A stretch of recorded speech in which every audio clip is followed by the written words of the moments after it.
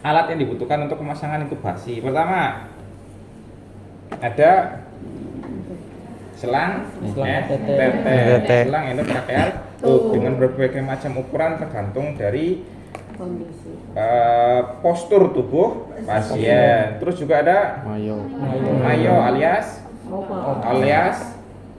budel. Opa kepanjangan dari oro, faringeal, airway. Temennya opa?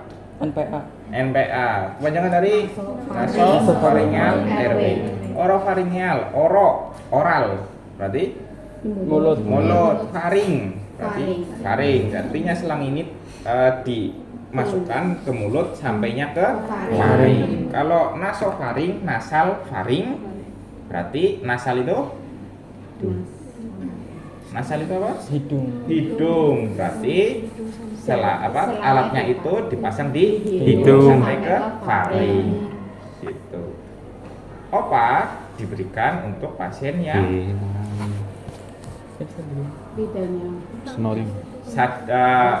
Pasien yang mengalami lidah jatuh ke belakang. Syaratnya adalah pasiennya harus tidak sadar. Kalau pasien sadar pakainya NPA.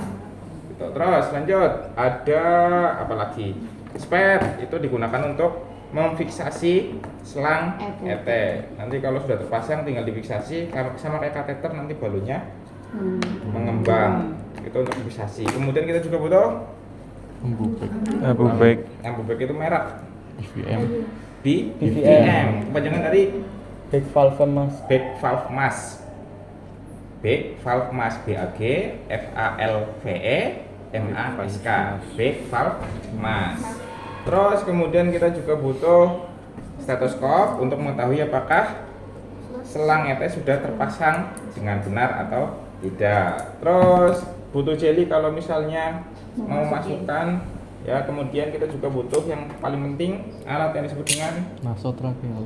laringoskop yang terdiri dari dua bagian ya, yang digenggam sama yang kayak cangkul. Yang digenggam itu namanya holder, yang runcingnya ini namanya blade ya. Cara pasangnya, holder dipegang di tangan kanan, kemudian besi yang panjang itu di sebelah kiri. Habis itu blade-nya dipegang di tangan kiri, kemudian cekungannya yang buat dikaitkan itu arahnya ke bawah. Cara masangnya tinggal ditempelin aja di besinya. Oke, habis itu tinggal dorong pakai jempol. Habis itu tinggal diluruskan sampai nyala. Kalau udah nyala berarti itu sudah benar. Mau nyopotnya tinggal ditekuk aja, kemudian didorong ke atas gitu. Tidak disarankan langsung tarik kayak gini, jangan. Karena barangkali ternyata nggak mengait dengan sempurna, bisa kepleset, bisa melukai tangan gitu. Ya, tempel tinggal didorong pakai jempol terus diluruskan gitu ya. Terus prosedurnya sekarang. Prosedur yang kita lakukan untuk melakukan intubasi adalah yang pertama, buka jalan nafas pasien dengan cara Henry Chin kalau tidak ada Trauma cervical alias Cedera tulang belakang. Iya, cedera tulang leher. Head tilt chin lift, headnya tilt, chinnya lift. Headnya itu ke bawah, chinnya itu naik, lift itu naik, jadi chinnya itu naik. Head tilt chin lift gitu. Oke, kalau misalnya terdapat trauma cervical maka dilakukan jauh thrust. Tinggal jauh itu rahang, thrust itu dorong. Dorong ya. Jauh itu rahang, thrust itu dorong. Jadi dorong rahangnya ke depan kayak gini tanpa menggerakkan leher gitu. Itu caranya. Oke, kalau pasien tidak ada fraktur cervical kita lakukan head chin lift. Habis itu karena lidahnya jatuh ke belakang kita bisa pasang opa mayo alias budel. Pertama kita apain dulu? Ukur dulu dari telinga ke mulut. Kemudian karena gini doang ya udah pakai ini aja seadanya. Misalnya telinganya ternyata di sini kurang ya nggak apa-apa, nggak apa cepat. Oke, kalau sudah kemudian cara pasangnya pertama ujungnya tempelkan di Langit-langit. langit, kemudian habis itu di Putar. habis itu di dorong. Ya, kemudian kita berikan ventilasi menggunakan BVM alias kita sebutnya sebagai bagging. Cara pegangnya untuk huruf C, yang C itu telunjuk sama ibu jarinya aja. Sisanya 3 jarinya kemana? Jadi tempelin dulu yang kucing itu di hidung, mulut ditutup, habis itu huruf C pakai telunjuk sama ibu jari, kemudian yang 3 jari di rahang bawah, nggak harus di dagu, ini dagunya di sini, ya, nggak harus di dagu, di rahang bawah, habis itu kunci sambil ditarik. Ya, habis itu kita berikan ventilasi dengan kecepatan 1 10 1000 sampai 12. berapa? 10 sampai 12. 10 sampai 12 kali per menit atau selama berapa detik sekali? 6 detik sekali. Ngitungnya gimana? 1.000. Berapa? 1 1000 2 1000 3 1000 4 1000 sampai 12 6.000 pompa lagi gitu. Oke? Habis itu kemudian dilanjutkan memberikan bagging atau memberikan ventilasi sambil si perawatnya itu menyiapkan atau petugas medisnya itu menyiapkan alat untuk laringoskop. Artinya pemasangan laringoskop itu nggak bisa sendirian, jadi harus dibantu. Biasanya dilakukan di ruang resusitasi yang mana membutuhkan tim medis ataupun bisa juga dilakukan pada saat pasien mengalami apnu. Contohnya kayak ketika dirawat inap kemudian pasien apnu, maka dipanggilkan tim yang berwenang untuk penanganan resusitasi, yaitu Code blue. gitu. Habis itu kita tolong Mbak, lanjutin Mbak. Oke, tangannya di sini. Habis itu kita siapin ya alat-alat sterilnya yang digunakan untuk memasang ETT, pakai handscoon steril, kemudian kita pasangkan laringoskopnya. Kembali Pak. Balik. Dorong, luruskan, kemudian dikasih Jeli jeli di selangnya. Semuanya steril. Oke, kasih jeli, kemudian habis itu minta teman perawat yang lain sedang bagging untuk berhenti dulu. Boleh dilepas dulu Mbak baggingnya sama kopaknya. Oke, habis itu kita cari epiglotis pasien. Epiglotis itu yang menutup pita suara gitu. Jadi kita cari epiglotisnya supaya kita cari saluran trakea, saluran pernafasan. Posisinya gimana sih? Yang di sini ini saluran pernafasan. Belakangnya itu saluran makan, saluran pencernaan. Artinya trakea sama esofagus itu jejeran. Oke. Ketika posisi pasien tidur kayak gini, maka trakea itu adanya di atas, bukan di bawah. Ketika kalian buka mulut pasien kayak gini, yang kalian lihat pertama itu adalah esofagus, bukan trakea. Jadi posisinya nanti lubangnya itu kayak gini. Ini esofagus, ini trakea. Jadi yang kalian cari itu saluran yang arahnya ke di atas, sebelah atas, yang arahnya mendatar kayak gini, bukan yang di bawah kayak gini. Jadi yang dicari yang di depan. Oke?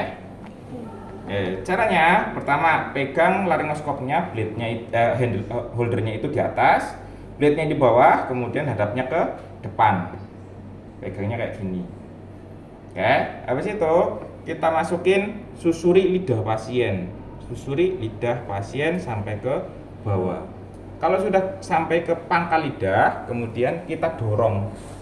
Jangan sampai menggerakkan pergelangan tangan. Tapi kita dorong, yang dorong itu adalah tangan sama lengannya didorong semua depan atas. Depan atas, bukan digerakin pergelangan tangannya. Kenapa? Karena ketika kita menyusuri lidah pasien, kemudian kita gerakkan pergelangan tangan kita, angkat kayak gini, otomatis kita menggunakan gigi pasien sebagai tumpuan. Resikonya adalah iya, giginya bisa Lepas copot. patah, bisa lepas, bisa tinggal 2. Oke? susuri lidah pasien, habis itu dorong ke depan atas gitu. Kemudian yang dicari itu saluran nih, lihat apa enggak? Jadi salurannya itu ada dua, yang di bawah sana sama yang ini. ya itu yang dicari ya. Oke, di foto bisa yang kameranya bagus. Di manusia asli juga susah ya Pak gitu. Iya, yang pasien asli juga susah karena yang dicari itu di bagian depan sini, bukan lang ete kemudian masuk ke dalam. Jelas ya? Saya susuri dulu lidah pasien, kemudian saya angkat depan atas. Kalau sudah ketemu, kemudian kita masukin ETT-nya sampai masuk. Oke, kemudian kalau sudah, tinggal kita tarik. Oh ya, ketika kita sudah masuk, untuk mempermudah proses pemasangan ET, kita bisa geser kiri dulu sedikit supaya ada ruang lebih banyak di samping kanannya pasien. Oke, samping kanannya mulut tablet pasien. Oke, kalau sudah, kemudian tinggal dipegang selangnya, kemudian didekatkan telapak tangan kita dengan wajah pasien supaya tidak merubah posisinya. Sambil ditarik mandrinnya, kemudian ini namanya mandrin. Batik mandrin. Mandrin. Kemudian kita sambungkan dengan di VM. Sebelumnya sungkupnya dicopot dulu, copotin. Tarik aja, nggak bisa diputar itu. Nah, sambungin ke sini, bukan? Panapas buatan. Sip, habis itu dipompa. Pantomnya ini pantom ETT, jadi artinya dia itu postur pantomnya sudah sesuai dengan kegunaannya. Jadi kalau dipompa, kalau masuknya ke trakea berarti yang mengembang adalah paru-paru. Cobain.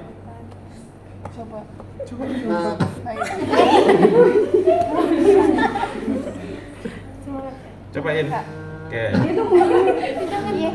Gitu ya. Nah, kalau pasien berenang kan nggak mungkin tuh paru-parunya kelihatan mengembang. Nggak mungkin dong. Maka kita bisa pakai stetoskop untuk mengecek apakah selang sudah masuk ke paru-paru, sudah masuk ke trakea atau belum. Pompa. Oke. Pompanya juga seperti kayak tadi, kecepatannya juga sama. 10 sampai 12 kali per menit. Dengan dihitung. Coba dihitung, Mbak. 1.000. Bukan 2.000. Iya.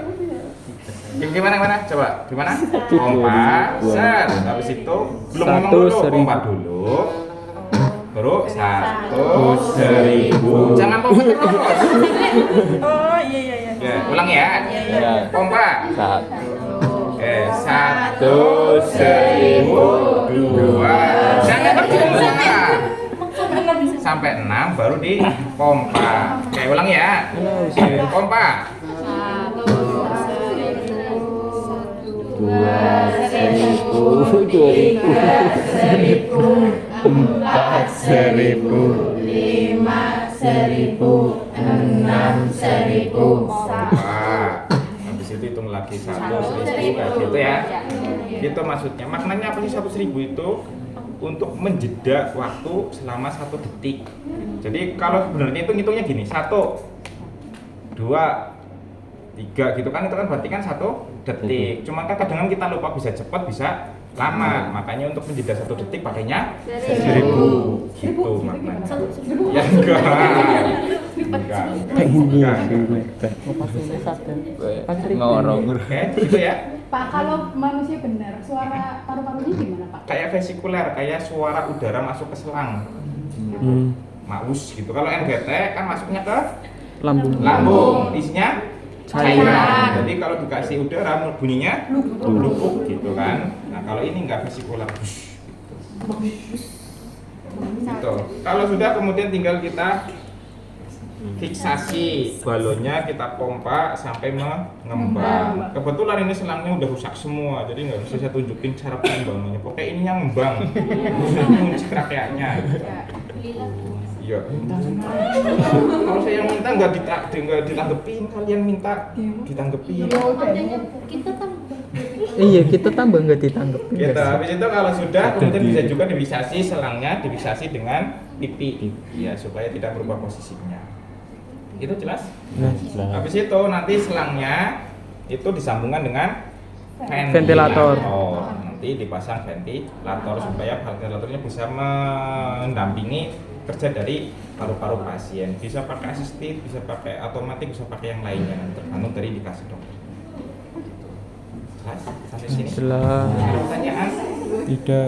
Nggak ada. Kalau nggak ada pertanyaan, coba dipraktekin